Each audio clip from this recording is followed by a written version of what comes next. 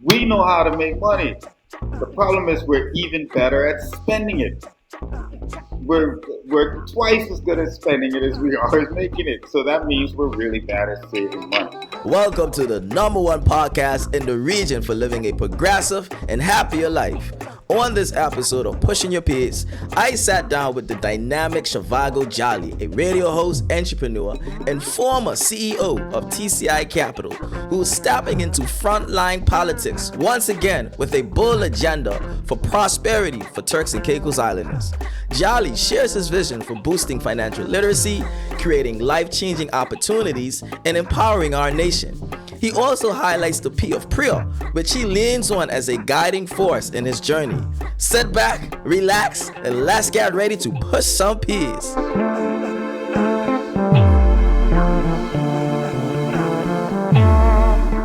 All along the lines of independence, and you're coming from the PNP party, which was formerly known as PNO. And I remember during the Jags days, Jags was pro-independence, but your founding father wasn't pro-independence because the government Mm-hmm. at the time was on grant and aid, which is us getting assisted from the UK. We don't have that problem anymore today. Mm-hmm. However, there seems to be a wealth gap in this country, and this is why I brought you on the show, because I do look at you as one of the activists, the financial activists, who's pushing that agenda of wealth attainment and building wealth, and what we would call in our generation securing the bag. So I'm gonna ask you, because you already mentioned blueprints. What is the prosperity blueprint for this country, and how can we use that prosperity blueprint towards independence? I think you're right on point. That's an excellent question. And uh, before we jump into prosperity, you mentioned the Jags McCartney. Sorry, the Right Honorable Jags McCartney and his push for independence, and then me now being a member of the Progressive National Party, and our previous leader, who I hope to someday see as a national hero. I hope to refer to him as the Right Honorable Norman Saunders someday, and his position there. And I did an interview a while back with That's What's Up with Ralph Patrick. It's a podcast as well, and we talked about it a little bit. And for a long time as a young man, and I'm from the island of South Caicos. Like y'all can't play with the Honorable Norman Saunders. We Hmm. had this having this kind of conversation. When it comes to South Caicos, like that name is untouchable. No, you But can't I touch really that. went, you can't. But I'm gonna be honest with you, and I'm glad we're doing this because I want to have this kind of in-depth relationship with my country. There was a while as a young man where that for me that relationship was kind of upside down, and not like him and I had any conversations about it. Like we were close when I was young, and then as a grown man now we've reestablished our relationship. But in my younger years in university, it wasn't like we spoke. But once you get a better understanding of your history, especially as an idealistic young man, like that was hard for me to understand why, one, you would have gone against it, and then two, even after his passing, like no one ran to pick up that torch, including our leader at the time. But in the interview I had with Ralph, Mr. Patrick, like I understand now as a grown man, especially having a family and the responsibilities that come along with that, having an entire household depend on you, and every decision you make either positively or negatively impacts everyone's future. Like the burden that is. And I even said it then. Imagine an entire country looking to you, not just for today, but for the impending future. Any decision you make, and it's not like now where we have this huge booming economy that doesn't really depend on the government.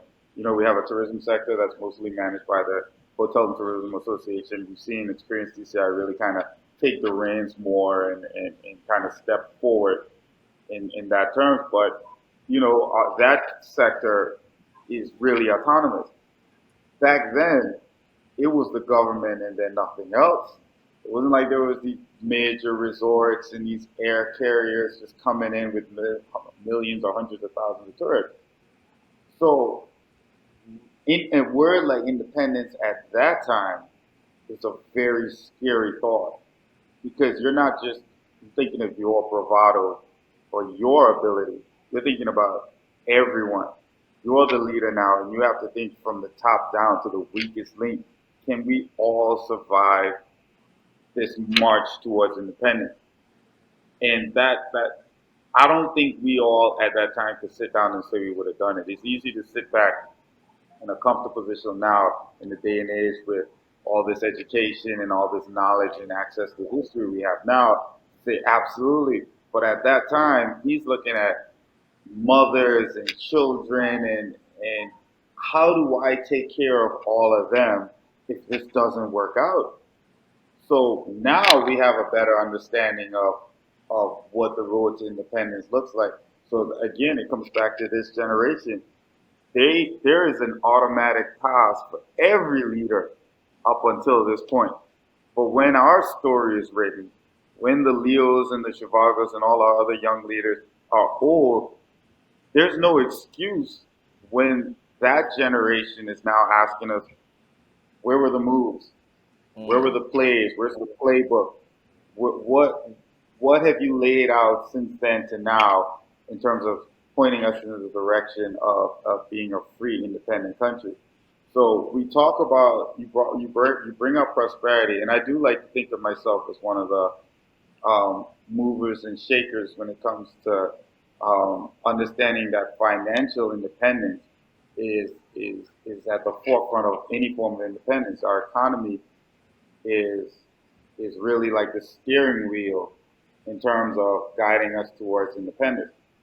And when you talk about prosperity and finances, I think it's really tiered, but a lot of it is real simple. It's just money. And I say this all the time. It's money. There's money in Turks and Caicos Islands. And I'm not talking about monopoly money. We're talking about large sums of money moves and change hands in this country on a daily basis. It's an incredible active commerce. The issue is for through organic methods or through organic happenings, we aren't a natural part of this process. And I think the successful countries have, from very early on, created the kind of proactive legislation or even proactive practices, cultural practices that put their indigenous people, the national, the locals, in the middle of that process. So there's no way high level commerce or even low level commerce, there's no way money or finances can change hands, can move, can grow, increase or decrease without passing through or involving Turks and Caicos Islanders or their indigenous people. And I think that's the step that needs to be taken now for us. We have cultural practices that need to be addressed, especially now, and I'm speaking more to our generation, because when you look at 20 years ago, 30 years ago, the previous generation, they were looking at an incredibly different economic landscape or financial landscape. When you think about having access to residential land at the age of 21, when you think Right. about opportunities, yeah, opportunities being presented to you in terms of local foreign partnership, um, they were competing at they were playing a completely different game. They're completely different rules. The game we're playing is completely different. People can debate whether it's more difficult now or less difficult now. That's a waste of time. We have to function in the conditions that exist now. So that's the only thing we should be concerned about. We don't have time to sit here and say, well, it was easier when it's you. So for us, access to capital is a huge factor. I think when you are in an environment where everyone they come into it with access to startup capital, Right. access to infrastructure, access to experience, I mean, and then access to networking, you could put a price point on all these things. Of It may course. be difficult to calculate, but it has value, right? So we need to have systems in place that offers financial literacy at a foundational level. And this is going back to primary school level. So a friend of ours, a good friend of ours, Andy Music, he invited me. This was a year ago, actually. We just celebrated the year anniversary. He invited me to speak to some high school students at the Clement Howell, a group that he frequently mentors. And like everybody comes in and tells them the same thing, stay out of trouble, like try to control your emotions, fighting, and I guess conflict resolution, and not to downplay these things are important. But when he asked me what I wanted to talk about, the first thing I thought about was what I wish someone had told me when I was that age. Right. So I saw this meme the night before. I had this whole thing planned out about, not fighting, and then we're going to do this little play acting thing, how to handle yourself when you get mad. But I saw this meme the night before, and I'll never forget it because I see it all the time now. And it's a picture of a baby sitting in bed, like lying in bed sleeping, right? And the caption under it was, "Look at me as a baby sleeping when I should have been applying for land, buying stocks." You know what I mean? Like, so it's basically a picture of the world is so competitive now. You have to start as a baby Facts. to, to compete. You know what I mean? Like they're just saying that everybody's doing it so aggressively now. You can't come out the gate late. So I changed the whole presentation for the kids. My goal at that point was for them to understand not just how the economy works, how money moves, but how their economy works, the local economy, the Turks Island economy, the conditions they're going to face that many parents don't even have the time to teach their kids because they're surviving in it. So we went in there and we did like a complete exercise, and we did like three examples where one guy wanted to go to college, the next guy wanted to jump right out, go in the water sports business, and then the next guy kind of played it in the middle with the government job. And we literally played like the game of life. And we walked through step by step on how it works, whether you're the water sports guy where you work for a year or two, you try to find access to capital, you buy your one jet ski, and then we talk to the guy in college. Now he's gonna feel like he doesn't have an advantage for the 4 or 5 years because while he's in college, all his friends are working and making money, but he's got to keep his eyes set on the goal. The advantage this additional education is going to get him, and there's going to be a point where his friends kind of plateau, and his stock is still going to be a rise because he's already educated. He just needs experience now. And then the same thing with the government job, we kind of compared where his ability is going to be the networking, understand how the systems move, going to create opportunities because the value of experience on the government jobs create opportunities. Someday you can get one of these high ranking government jobs like director, PS. So we played the whole thing out. But Right. what it did is it painted a realistic picture of what their life could look like. Because everybody coming out of school, they thinking I'm going to be a rapper, I'm going to be a pro athlete, I'm going to be stunting on this one, I'm going to be a shisha every night, I'm going to be on Noah's Ark, it's going to be champagne coming out of nowhere. Nobody really knows how they're going to pay for it. Right. So after that conversation, like me and some of those young guys, we still talk because like that realistic picture of what it is out here and what they're competing with and who they're up against, like it just changed the way like they didn't even know about national insurance and NHIP and then health insurance and filling out a business license application, getting your status card, like simple things like that. And then not to run on, but I talk about this all the time. You want to be a successful local or a successful Turks and Caicos Islander. One of the first things you're gonna have to fall in love with is filling out forms. Like that half of my day is filling out forms. Mm. Like for anything, applying for a business license, getting FSC clearance, um, for me with the financial good standing, name clearance, anything you can think of involves some kind of form. Like you have to have electronic copies of your passport, your status card, your national Right. insurance, For paying sure. your national insurance. Like these are the kind of like foundational level educational tools that our young people, whether they're entrepreneurs or whether they look to be professional in the employment world, like these are things we need to start instilling in them from a curriculum level. Let's talk about young men in our society now. We're gonna dive into the water sports industry, which has become very lucrative for the past 5 to 6 Wet years. money, I'm talking about these guys pulling in. wet Well, money. they got money, bro. Like they pull. I mean, they making CEO money, but we're not seeing that reflected in their personal lives, right? I don't Mhm. want to speculate. I'm pretty sure you know some of these gentlemen yourself. You know what should they be doing with the all this money that they're making? And you can call out their bad habits, no problem. But what should they be doing with all this? They making money, but they should not be celebrating on Facebook when the government say a stimulus is coming. These gentlemen, they make a stimulus well over between 3 to 4 days. They make that money. I'm telling you, right? So I don't know what the celebration is for. Nonetheless, what should these gentlemen be doing? What should they be thinking about? Who should they be talking to when it comes to the management of their finances? Uh, well, listen, you play some serious games, you know. So you and I are from St. Caicos. We didn't just learn about wet money. Wet money's been around a long time. When lobster season reach, bush crack man gone. Facts.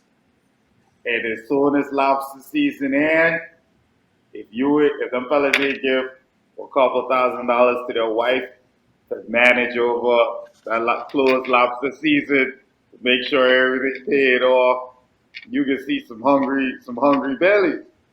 So this this isn't new to us as a people, and it's not new to us as a culture. I think again, financial literacy isn't or the gap in financial literacy isn't something specific to Turks and Caicos. So I like when we have these difficult conversations because sometimes people don't want to have it because we think that we Turks and Caicos should be immune to some of these issues or other countries don't struggle with it. This is prevalent around the world in a young generation that lives by the term YOLO, like you only live once. It's the grasshopper versus the ant. The ant spends the entire summer and spring season collecting food and storing it up for the winter. Meanwhile, the grasshopper is playing music, dancing around, and eating what's in front of him. Right. And when the winter comes and there's no food available, he's got nothing stored away. Meanwhile, the ant is down in his cave or his home, and he's got food, ample food stored away for them and their community to make it through the difficult times. So financial literacy isn't something that's just gonna organically like pop up in your culture, in your community. You have to proactively take these steps, and you have to start from a very young age. The children and the parents. Like countries like America after I think the First World War, when they saw like the stock market crash and they had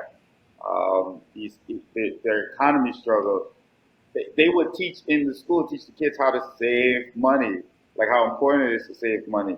And they were like, you'd have your little piggy bank, and everybody would keep a little like a record of their deposits in the piggy bank, how much money you have, and then eventually they teach you about interest. And then when you get to high level finances, you start talking about compound interest, and now you're talking about high level investing. But I think for our people, at a foundational level, we need to start talking about saving. Mm-hmm. And I had a conversation, and I hope she watches this with Bernicia Cox. She actually works in finance, and she's I can't remember. I don't want to say the wrong country, but I know she's over in Europe somewhere working, and she works in the financial sector. She works in finance management. I think I'm managing pension. And I recently did an article talking about how we need private sector pension. Yes. And we can talk about that later as we progress because that ties into savings. But her and I had a wonderful conversation about how so many other countries have done it. We have the employer and the employee make equal contributions. It's a retirement plan. It's kind of like a base level understanding of a 401k, and you have a financial management company manage the money, invest it, and you can see small contributions from the employer and the employee over a 30-year employment period turn into a significant amount of money. You could have a person making I don't know, on average, maybe $3,000 a month as their salary over a 30, 40-year career, retire and maintain that same level of income until death and still leave something substantial for their children after they've passed or the next generation. Amazing. But so from this conversation, we really got in deep about how bad we are at saving. Turks Islanders, my people, me included, I'm not immune. We're excellent at making money. We will find money. We'll have 6 jobs. We'll have a side hustle. We'll work for the government and have 6 businesses. We'll see a little contract pop up, and we can catch that contract. If we got to take a couple of days off, we can buy some. We can sell it at a profit. We know how to make money. The problem is we're even better at spending it. We're twice as good at spending it as we are at making it. So that means we're really bad at saving money. So I think it's important to have these kind of conversations from a very early level about how to manage money.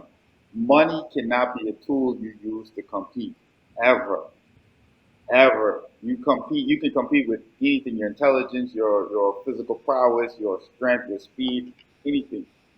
But money is not a renewable resource. Like you don't, it's not like energy where you go to bed and the money just comes back. You have to cultivate money. You have to grow money. Money is a living organism. Like you have to feed it, put it in the right places, watch it grow. You have to treat it just like anything else. So you can't just throw it around casually. You got to treat money the same way you treat your children, the same way you treat anything you care about. Because, and then we're not talking about physical money, we're talking about the concept of money. So, and I use the analogy about young money and old money because I really believe money is a living creature. Young money is just like young people, just like us maybe when we're younger. It cannot keep still, and not in a good way. It wants to move around and go everywhere and bounce around from this person with no care. Like it doesn't care where it's going. It doesn't care the value attached to it. It's just moving, moving, moving.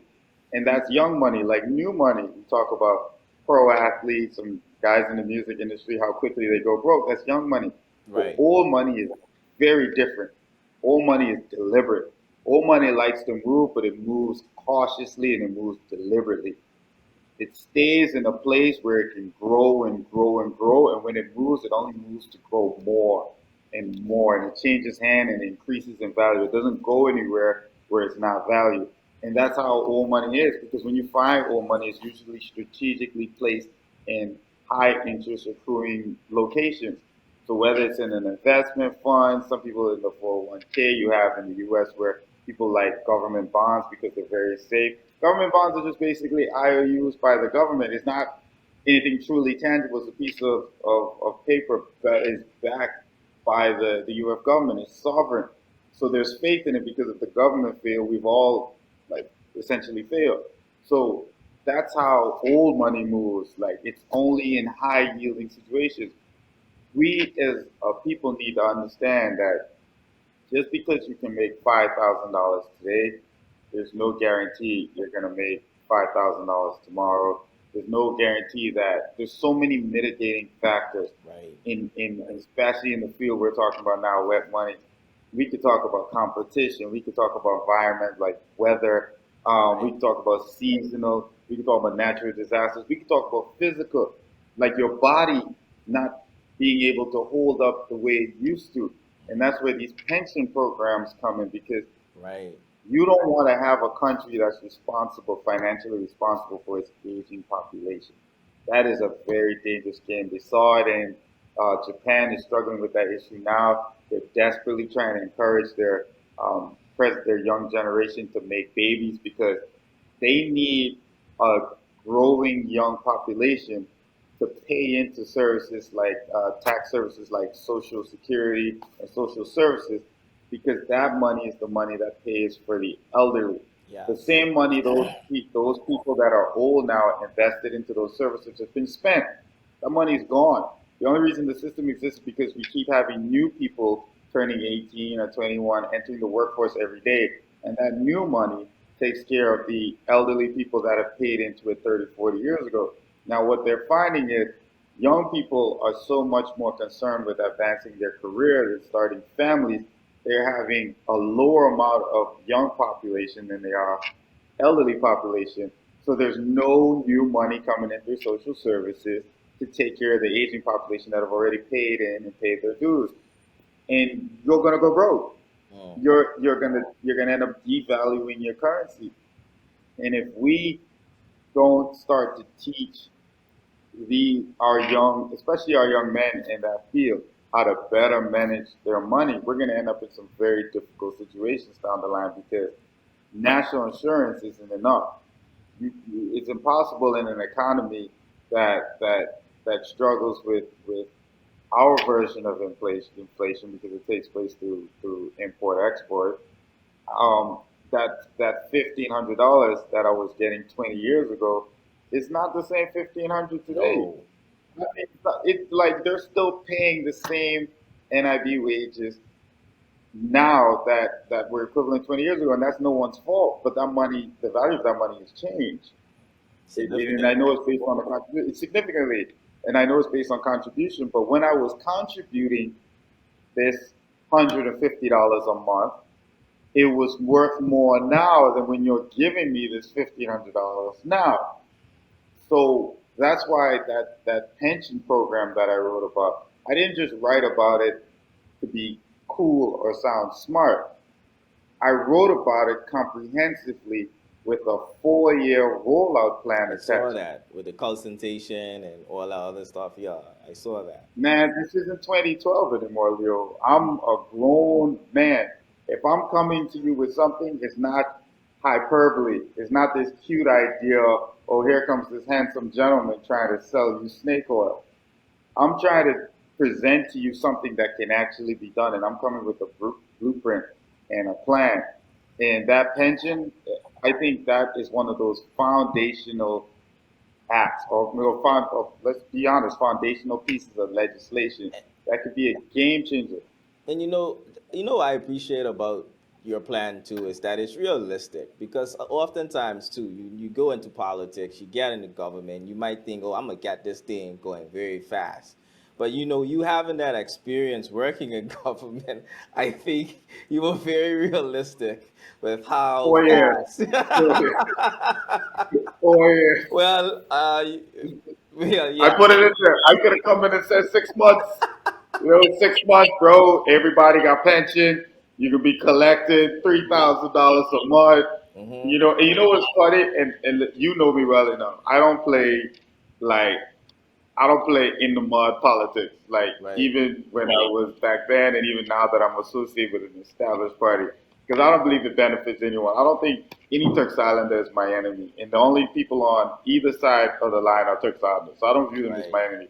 I just think some of our ideas are better than others, and Yeah. I know my ideas are better than others. But I will say this: it really bothers me when I see experienced, seasoned elected officials, person that have been elected before. Some of them have worked for government before, just Hmm. throwing out the wildest of things, and not just this is something that we hope to achieve. Hmm. When they like, we're gonna do this, and we're gonna do this, and we're gonna do it, and nowhere in that conversation is how. You wouldn't be a guest on this show if you didn't get an opportunity to push your peers. So any word that begins with the letter P that has been transformational to your journey, you now have to push. Any words or word that begins with the letter P. I appreciate it. Before, I just want to thank you for the opportunity to actually being on Pushing Peas. Some people talk about actually being a fan of Pushing Peas, but some of us actually are real fans. We've been part of the LT Bourne Series. author following in series for a long, long time now. We've watched the evolution from author, writer, wannabe public speaker, now interview. So I love the platform. So that one P would be, well, that would be two P's. Definitely pride. I'm proud of you and where you're at, and I'm also proud of your platform. So that's another P. In terms of me, Well, the first one would obviously be the reason you brought me here, prosperity. We always talk about Turks and Caicos Islanders first. Honorable Sanders, he always talks about people living their best life.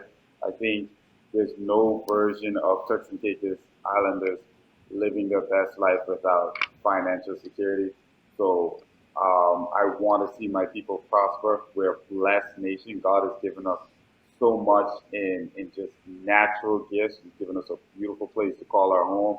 It's resilient. It's constantly renewing itself. So it's really up to us to continue to leverage what God has given us to our benefit.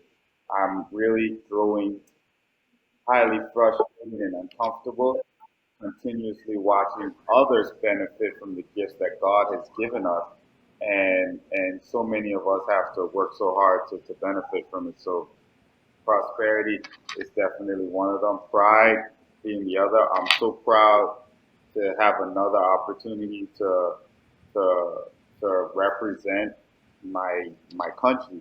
I think I'm always just going to be a small island boy, no matter how many suits I wear, no matter how many boards I sit at, no matter how many degrees you throw at me. It's like, that's just who I am. Like, I tell people, I am a completely different person when I'm home. I just feel like somebody when I'm home. When I touch down on that airport, no matter where I come from in the world, my chest sit a little bit higher, my head higher. Like when I home, I'm just different. I ride in my car. I can't go 2 cars without seeing somebody I know. I go in the grocery store. I gotta say hi. All the things I used to despise as a young man.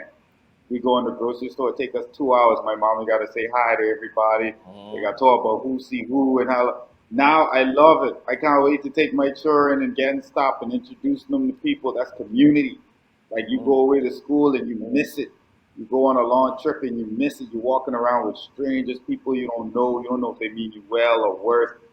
Like when I'm being home, it's just a completely different animal. So pride is one of those keys that really resonate with me, and I hope I can make my country proud. I really hope that my evolution is something that my entire country can look at and say, well, we're very proud of this young man from where he started and where he is now. We think he has a bright future or a bright present. And then I think finally for me would be purpose. I think happiness really comes from finding your purpose, man. Um, Life is this journey. You know, we're always like obsessed with the finish line, and that was something I really struggled with as a young person. My father, like God bless him, he really used to always try to tell me to slow down. Like I just wanted to see what was at the finish line, and like I finally understand, like the finish line is important, but it doesn't really matter when you have your purpose. When you find your purpose, the journey is everything. Every day is amazing. You like the work. You like getting there. You don't even care if what you're doing ends successfully or not. You don't care if you get the deal or not. You don't care if it closes or not. The process of getting there, that purpose, it's it's um it's just an amazing feeling. Like, and as I get older now, I appreciate how happy you can be finding purpose in the process. And oh, I want to add one more, and this has become really important to me. I know. I throw in a lot of P's right here, but this one I have to put because this just happened the other day, and that P is prayer. And I wanna make sure like everybody understands what I mean by this. So I I think of myself as this do-gooder, right? This guy who loves his country so much, I care so much, right? And I feel like I project that, and everyone should know it. And I was having a conversation with two people who I have a very good relationship with, and they work in this department of government, and I'm very active in that department. Like I'm constantly giving my time, my energy, everything I have, like to this department because it's an important department to me. And we had the conversation about me running in the upcoming election and this and that. And they made it very clear, we stand by you, but I just want to let you know, don't you ever change. And my response was complete shock. I'm like, first of all, I've been this way for so long now. Why would I wait to get to this point to be something different? Like, you know, if I was going to change, it would have been back before when I had the money and I had nothing. Right. Like, why would I change now?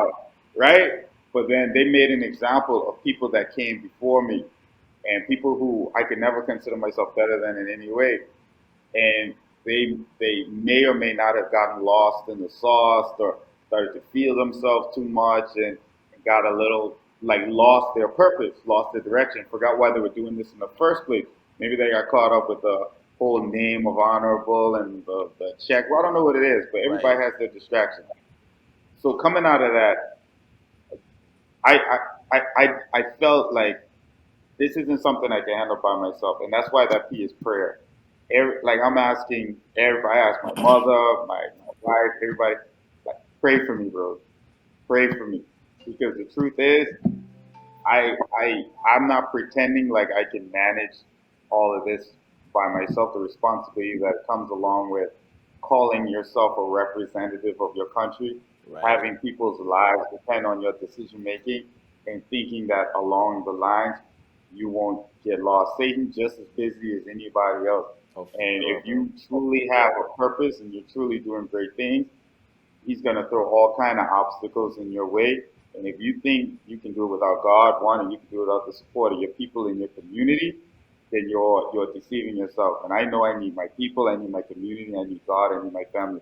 So that last P for me is prayer. You, my boy, I ask you to pray for me. I ask all your viewers to continue to pray for me that somehow, if God sees fit for me to win a seat and make it through the other side, that I don't lose focus, I don't lose purpose. I understand who brought me here and why they brought me here, and I continue to do the kind of work that would benefit my country, my family, everyone, and that's my piece.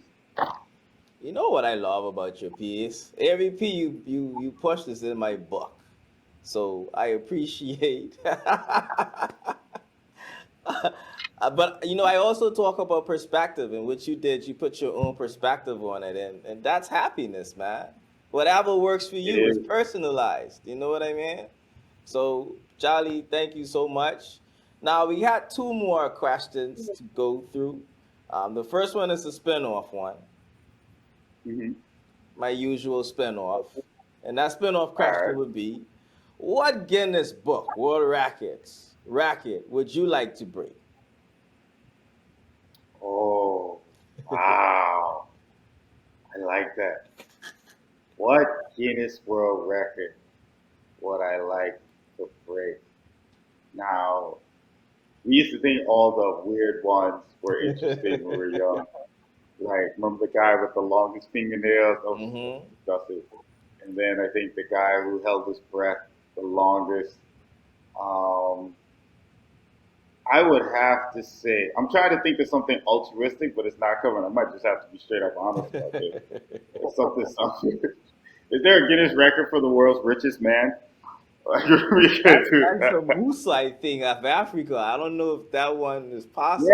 I Right? remember the story of Matsumusa. Yeah, Yeah. but like, do you have records of this? Like, does Zhavargo Jolly have the ability to you know what? Here's what I'm gonna stick with: Island Boy to the Bourne, world's deepest free dive. Now, All right. back in That's my yeah, day, yeah, yeah, for I was sure. bad. Yeah, I yeah, was bad, bro. yeah. I had long. Your boy could have get on all 20 sound, 30 sound feet. You think so? I know if I could do that. Like, I know if I could do that now. That's you out. But that's dope Uh, though to have that one right there, especially being from the Caribbean. Yeah, yeah, that's man. really cool. And to help put our islands on the map, right? Because that's what Oh, it's for all about, sure, bro. recognition for your country. For sure. Yeah. They The like saying world's deepest. that's dope, bro. That's really dope. Now, final question. All right. Young Jolly, first business, first year as an Mhm. entrepreneur. What advice would you give to him? Go back to your parents' house. Hmm? Go Good. to I'm your kidding. parents' I'm kidding. house? So go back to move back in with your parents. No, see, all right. In all honesty, you're gonna like this one. This is the P that I didn't feature perspective, right? And that's really all you need as an entrepreneur. Just solid perspective. Mm, Um, I think And I always attribute a lot of things to growing up and maturing. And I think really and truly, that's all maturing is. That's really all it is. Like most of the things that still trigger us as young people, they still trigger us. They still probably trigger you now as an adult. But because of the priorities you have in the risk involved with making bad decisions, you now have to pause and think about your actions before you take them. So whereas a young person, you may be more volatile and somebody says something or something bad happens and you just kind of react. Maybe you do something crazy or you feel down and think this is the end of the world. But as an adult, somebody says something, you're like, now I get upset, I do something, I go to jail, who's going to take care of my kids? Or something bad happens and you're like, all right, well, I need to kind of pivot, readjust because my family depends on me, or even your experiences, is not that big a deal. And I think every young entrepreneur, I always say this, just you can't control everything else that's going on around you. The only thing you control is Indeed. your perspective, your work ethic. Just keep that consistent. Your discipline. Those things you keep consistent. But all you need is a solid perspective. Something bad happens, not bad. It's a lesson. Something good happens. Don't get too attached to it because next time you may have to make adjustments. You can't look at any of this as permanent. This business you're in now may not even be the business you end up with. This may not even be the business that makes you wealthy. This may not even be the business that you love. So you just have to maintain a perspective that all of this is a grind. Like love the journey, love the process, and I'm telling you, happiness is a job. Like it's just something you do every day. If For you sure. and that's why people talk about like negative thoughts and positive thoughts. If you think negatively, negative things will happen. I don't think it's just as simple as negative things happen. I think if you think negatively, you'll project yourself to negative situations. If you think positively, you will highlight the positive situations. I think throughout your day, negative and positive things are constantly happening. But For where you sure. focus your energy, yeah, that's where your emotion, your feelings are gonna go. So if you're constantly focusing on positive things, that's all you'll notice. Your day will be full of positive things. It doesn't mean bad things didn't happen. You just didn't care. You Your know, perspective like is like developed. Yeah. exactly. So you have to actively pursue positive. And as an entrepreneur, man, listen, they always say check on your entrepreneur friends because you Hmm. never know what they're going through, bro. For You sure. can you can have a business where you walk in there and a pipe bursts and the room's flooded, and you don't necessarily have the savings to deal with the plumber and this damage and take it from a guy that started a restaurant from the pizza place. Like nobody tell you what that's like. Mm. Like that was just a pet project to me. I listen, man. You talk about the emotional roller coaster and the ups and downs, and then dealing with that kind of service level employees. So it's really all about just keeping a positive outlook, like like like keeping that perspective, understanding that like none of this is personal, none of this is about you. It's all a learning experience. Indeed.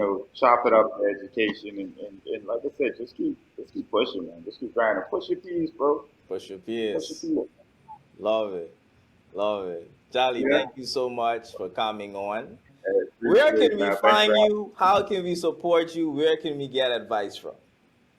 All right, bet. So normally, plugging TCI Capital, which is the financial institution that I'm currently managing director for. We're a private lender. We run a small mortgage fund, investment fund. We do private lending. I am stepping down as managing director. I'm still on the board, but I'm stepping down as managing director as the campaign is now ramping up. So for those who really want to find me and support me, you can support me as the one of the new additional at-large candidates for the Progressive National Party. I am one of four, the other three being Honorable Jamaica Williams. She is the currently appointed member for the Progressive National Party.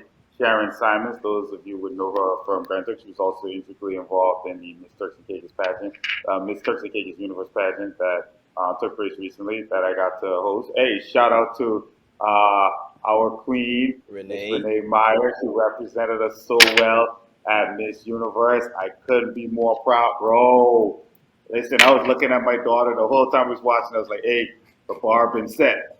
The bar has been set. You need to start training from now. Tam, you gotta play. This is like minimum now. So shout out to Renee.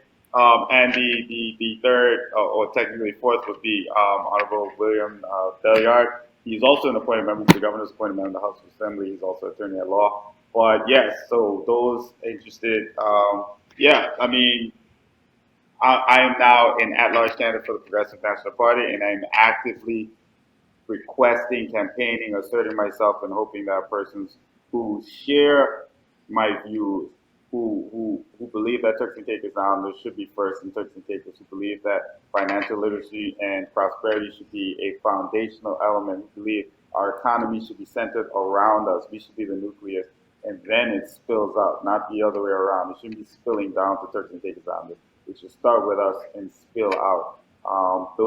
If you feel that way, then I'm your guy, and vote Jolly the upcoming election. Jolly, thank you so much for coming on. This has been a very, very insightful and informative episode. You're very long-winded, I must say. Man, listen, you know what it is. You know what it is. You know, let me get this joke. I interview on First Edition, so you know I'm interviewing people constantly. I'm sitting there all the time, just waiting to talk. You know how long I've been waiting for somebody to ask me some questions so I could talk? So thank you. They didn't come here for Leo today. They came here for Zhavargo, and that's what they got. So thank you. Love, bro. Ladies and gentlemen, Zhavargo Jolly, entrepreneur, family man, and your at-large candidate in the next general elections. Thank you so much, and I'll see you next week on Pushing Your Peers.